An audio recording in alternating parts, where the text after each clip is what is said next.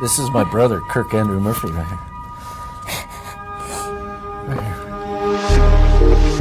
This is the last time Mark Murphy remembers his brother Kirk as a happy child. The photo was taken when Kirk was 4, a year before he was placed in experimental therapy at UCLA to treat what doctors identified as exaggerated feminine behavior. Kirk's sister Maris and brother Mark say Kirk was never the same after therapy.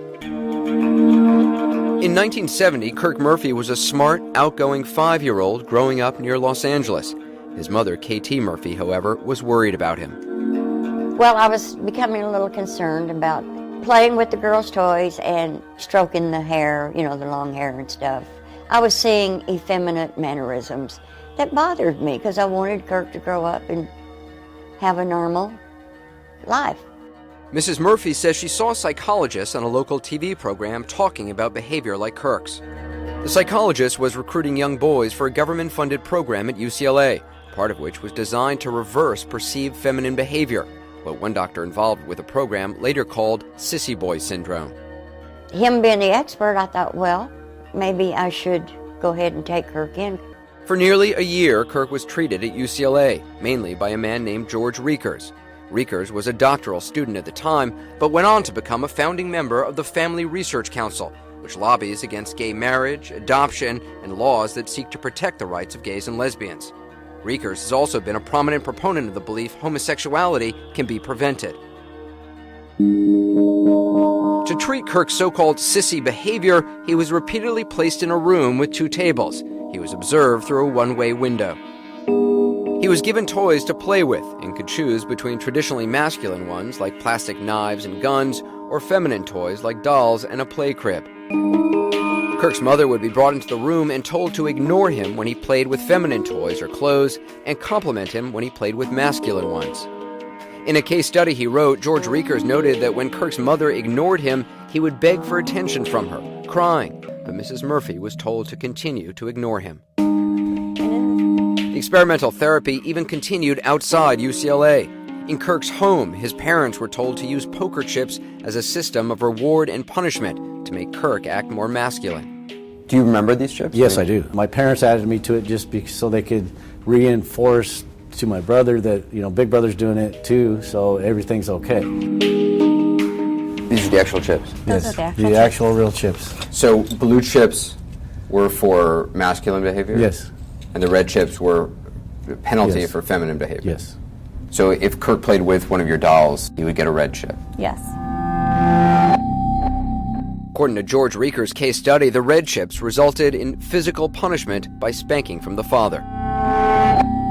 Do you remember the beating? Oh, yes, sir, I do. Many times did I move the stacks around. You would take Kirk's red chips, Yes, sir. the things he had been given for feminine behavior, you would Yes. take them yourself so that Yes. he wouldn't get Yes. beaten. I do remember one time he spanked him so hard that he had welts up and down his back and on his buttocks. And I remember Mark saying, cry harder and he won't hit so hard.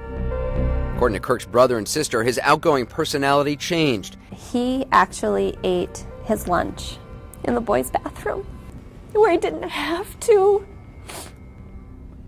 put himself out there, even just to have a friend. In his case study of the UCLA experiment, George Riekers called Kirk Craig to protect his identity. He considered his work with Kirk a success, writing, Craig's feminine behavior was gone, and claiming Kirk became indistinguishable from any other boy. In numerous other published reports and studies over his nearly 3-decade career since, George Riekers has continued to write positively about Kirk's treatment, using it as proof homosexuality can be prevented. Kirk's family has only recently discovered Riekers' writings, and they're outraged. They say Kirk was gay, but because of the treatment he was subjected to as a child, struggled with his attraction to men his whole life. Kirk focused on his work and chose a career where being openly gay wasn't even possible. He spent 8 years in the U.S. Air Force, and then held a high-profile position with an American finance company in India. Kirk, what do you think of your nephew? This visit home in June of 2003 was the last time Kirk's family saw him alive. Nearly 6 months later, he took his own life, hanging himself from a fan in his apartment in New Delhi. Kirk Murphy was 38 years old. What I now think is, I don't know how he made it that long.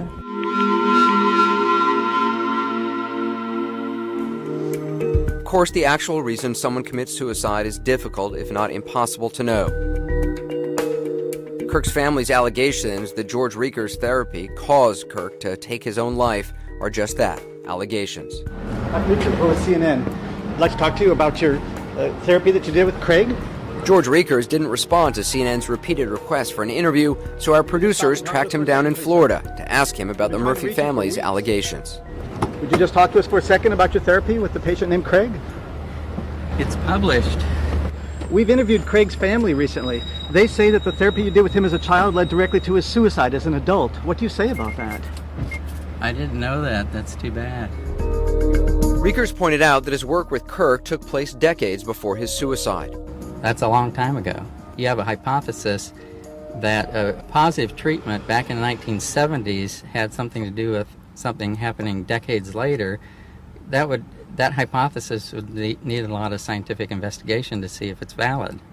Two independent psychologists of me had evaluated him and said he was better adjusted after treatment, so it wasn't my... One of those psychologists has since died. The other, Larry Ferguson, told us he did evaluate Kirk Murphy as a teenager. Dr. Richard Green wrote that Kirk told him he tried to kill himself the year before because he didn't, quote, want to grow up to be gay.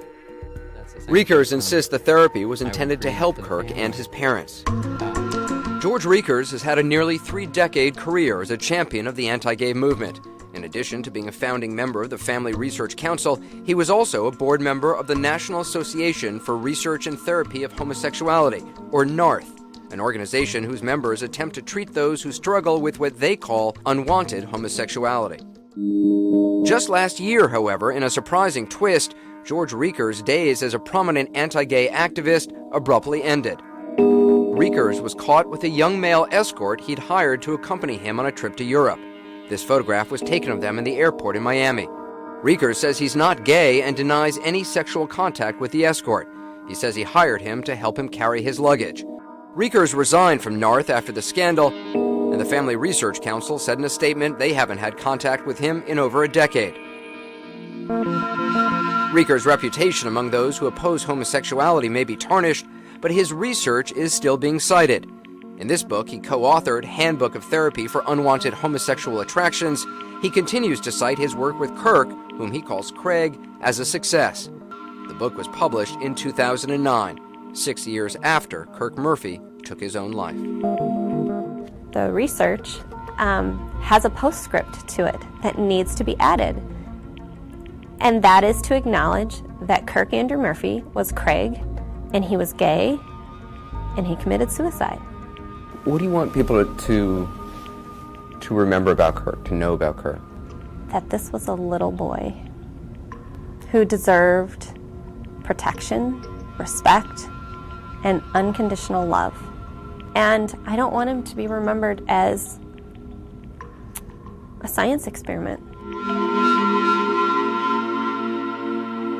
For the last 2 nights, we've been airing an investigation called the Sissy Boy Experiment, Uncovering the Truth. It now moves to the present, tonight in part 3. Over the last 2 nights, we've shown you what happened more than 3 decades ago to a little boy named Kirk Andrew Murphy, who got enrolled in a government-funded study aimed at making effeminate boys more masculine. He was just 5 years old. It was the early 1970s, and his treatment was called a success by the man who ran the study. But Kirk's siblings told us their brother was deeply damaged by the experimental treatment he received and struggled with being gay all his life. When he was 38 years old, Kirk Murphy hung himself. The research that was done on Kirk lives on, however. It's still being cited by those who think they can prevent kids from becoming gay. And some kids, like Kirk, whose parents don't want them to be gay, are being sent to something called reparative therapy. Ryan Kendall is a man who was sent to reparative therapy when he was a teenager. Growing up, Ryan Kendall had a secret he'd shared in the pages of his diary. But when Ryan was just 13, his mother read his diary and discovered Ryan was gay. It was the beginning of the most painful years of his life. I didn't question the world I had grown up in. I thought there was some legitimacy to this idea that I was an evil sinner who was going to burn in hell. And Ryan says his parents were determined to change their son. As Ryan tells it, his parents signed him up for what's called reparative therapy with the National Association for Research and Therapy of Homosexuality, otherwise known as NARTH. every day I would hear, this is a choice. This can be fixed. Ryan says he was treated by Joseph Nicolosi, a clinical psychologist who today is still associated with NARTH. The constant refrain was the religious one, that this is an abomination, that this is a sickness that can be fixed, that you don't want to be an effeminate man so you want to butch up, that this is something that makes God cry, that this is something your family doesn't want for you. At his office outside Los Angeles, we asked Nicolosi if he remembered treating Ryan Kendall about 14 years ago. I'm not familiar with the name at all. His parents have provided bills from your office. There have been checks written to your office, but no record. No. He says that your therapy was quite harmful. He said that you told him to butch up, quote unquote. Never. That's not our language. And that when he was sobbing, he was told that it was wrong to be a homosexual. Not. Absolutely. We do not do that kind of work. I have to be seen as an ally, a helper, a good father figure, a good male image. This is what's curative. When somebody says people like yourself, others are trying to get the gay out of people. That's a terrible way of phrasing it. I would rather say we are trying to bring out the heterosexuality in you. It's still a struggle. At 14, Ryan says he had no interest in changing or continuing therapy with Nicolosi. Did Nicolosi understand that you were there against your will? Absolutely. Nicolosi knew that I wasn't a willing participant, but this is what he does. He takes in gay kids whose families want them to be straight. Nicolosi told us that's not true. And you put the child's interest before the parents even. Absolutely. He says he's kept hundreds of children from growing up to be gay. One of the researchers he points to is this man, George Riekers. Nicolosi even cites Riekers' work in his book, A Parent's Guide to Preventing Homosexuality.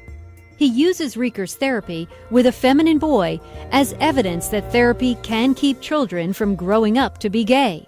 He writes that growth into a heterosexual identity is indeed possible. George Riekers has done pioneering work in this for many, many years.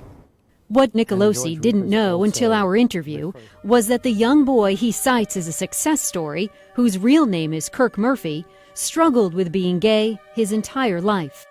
He committed suicide in 2003 when he was 38 years old. George Riekers has done a lot of research. If there is somebody who committed suicide, that's tragic. But we have to look at the body of literature.